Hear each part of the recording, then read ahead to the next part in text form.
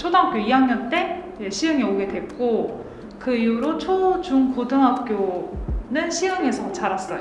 학교에서 교육 받은 거는 되게 만족스럽긴 한데, 다만 제가 학교 안에서 내가 원하는 진로에 대해서 고민하는 시간이 있었을까?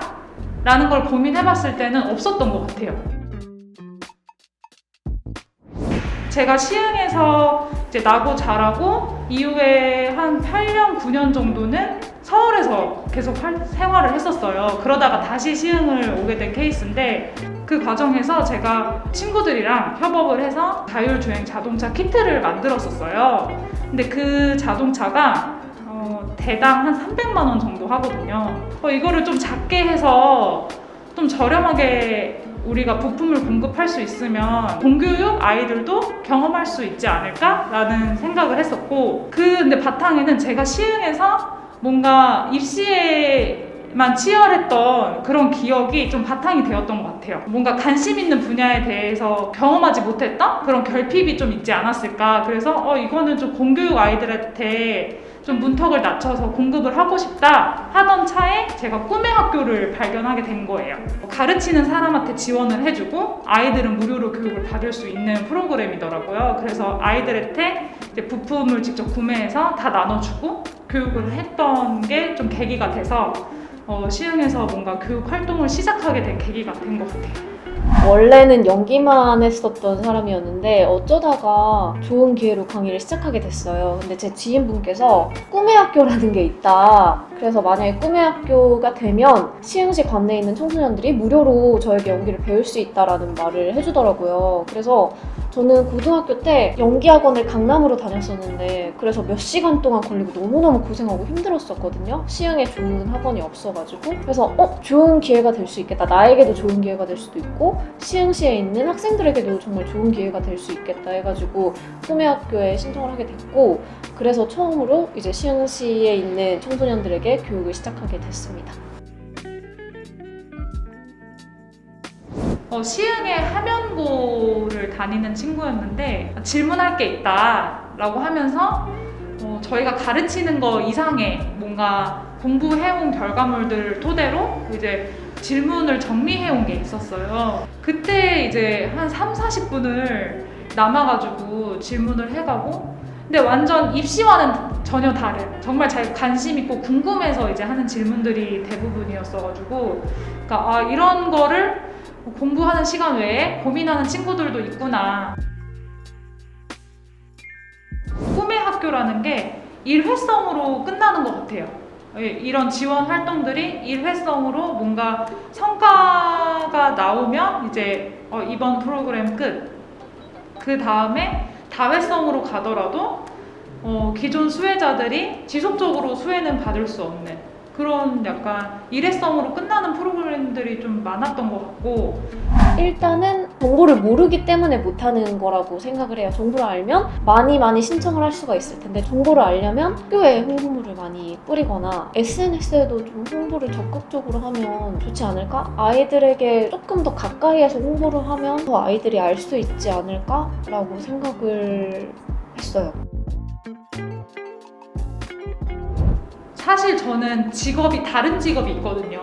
그리고 어쨌든 1인 사업자여서 좀 더 자유롭게 활동을 할 수 있고 시간적인 여유가 많은 편이에요. 그래서 저는 이 공간을 또 활용하고 싶었고, 여기 오시는 뭐 손님들 중에서 사진을 찍는다거나 시를 쓰신다거나 이런 분들이랑도 뭔가 콜라보를 하고 싶긴 했는데, 결국에는 그분들도 대부분 서울에 직장을 갖고 있고 전시를 하더라도 서울에서 전시를 하시고, 결국에는 저희 시흥에도 공간은 있잖아요. 그리고 일을 하고 있는 사람이 있긴 하잖아요. 근데 이거를 소비하는 시민들이 없는 것 같아요. 이 시민들이 사실 그런 문화활동이라던가 예술활동이라던가 이런 거에 관심이 많지 않은 것 같은 느낌? 완전한 직주근접인 도시는 아니지만 서울로 돈을 벌기 위해 나가시는 분들이 되게 많은 동네인 것 같아요. 제 주변 친구들만 보더라도 동네 친구들은 대부분 이제 직장 근처로 이사를 갔고, 시흥에서 시에서 직장을 갖고 일하는 친구들이 생각보다 많이 없는 것 같아요. 시흥에 나고 자라도 시흥에서 뭔가 일을 하면서 생활하는 친구들이 좀 드물지 않을까. 문화 활동을 하더라도 좀 밖으로 많이 나가고, 또 아쉬운 점은 오래된 도시라 지금 요 주변에도 공방들이 몇 개 있어요. 근데 이런 거에 대한 뭐 마을 차원의 지원이 좀 많이 부족한 것 같고, 지원을 하더라도 재건축 이슈가 있어서 저도 사실 여기 12월 말까지만 하거든요. 그러니까 재건축 이슈가 생기면 또 이 동네를 떠나야 돼요. 그래서 약간 지역적인 특징이 아닐까 싶은 마음은 있어요. 시흥에서 고등학교를 나왔어도 대학교를 거의 대부분 다른 지역으로 가니까 청년들이 많이 없다라고 느껴질 수도 있을 것 같아요. 제 고등학교 친구들도 다 부천에 있고 서울에 있고 동네 친구들이 한 명도 안 남아 있어요. 저만 시흥에서 계속 활동하고 있는 것 같고, 그리고 저도 물론 서울에서 있다가 다시 돌아온 케이스고, 원래 배구 신도시가 생기기 전에는 정말 시흥에 놀 데가 없어가지고 맛집이나 맛있는 카페 가거나 이러려면 항상 서울로 갔었거든요. 근데 배구신 도시가 생기고 나서는 맛집도 많이 생기고 카페도 많이 생기고 하더라고요. 그래서 이제 웬만큼은 시흥에서 많이 하긴 하는데, 아무래도 시흥에는 아직 젊은 친구들이 좋아할 만한 그런 것들이 많이 없긴 하잖아요. 그래서 조금 아쉽다. 앞으로 점점 더 발전되면 충분히 충족시켜지지 않을까라는 생각을 합니다. 독특하다고 생각을 했던 게, 학생들이 무료로 수업을 받고 시흥시 내에서 도서관이라던가 주민센터라던가 그런 데서 클래스를 진행하는 걸 보면 되게 저렴해요. 근데 이 저렴한 게 과연 정답일까? 뭐 수업 하나가 5,000원이면 수업을 들을 수 있고 3,000원, 어떤 거는 무료인 수업들이 있는 거예요.